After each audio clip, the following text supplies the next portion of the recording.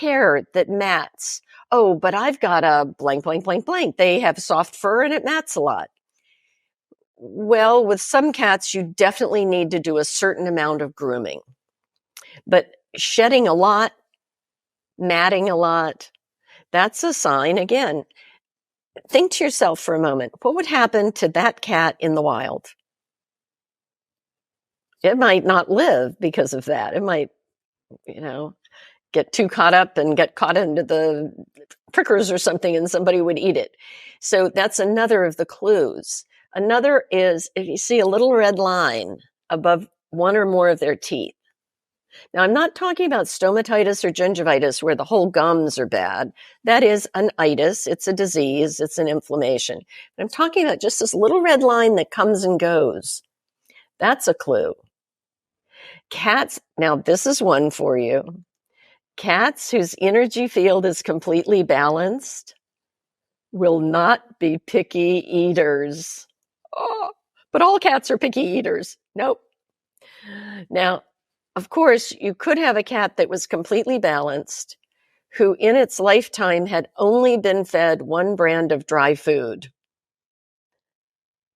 And they won't eat another food. So sometimes it's circumstances. But in general, that's a clue that they're not as healthy as possible.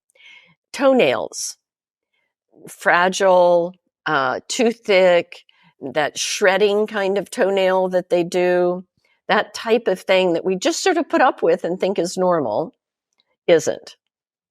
Behaviors. Many of the behaviors that we think are maybe an illness are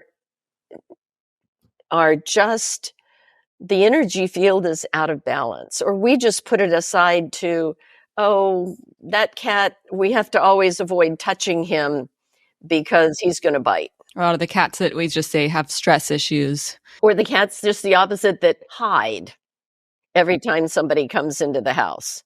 So all these little subtle behavior problems.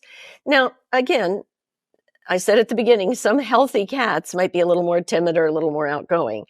But if you're working to rebalance the energy field and you have this on your master symptom list, then if it goes away after you do something, you go, oh, okay, that was a symptom.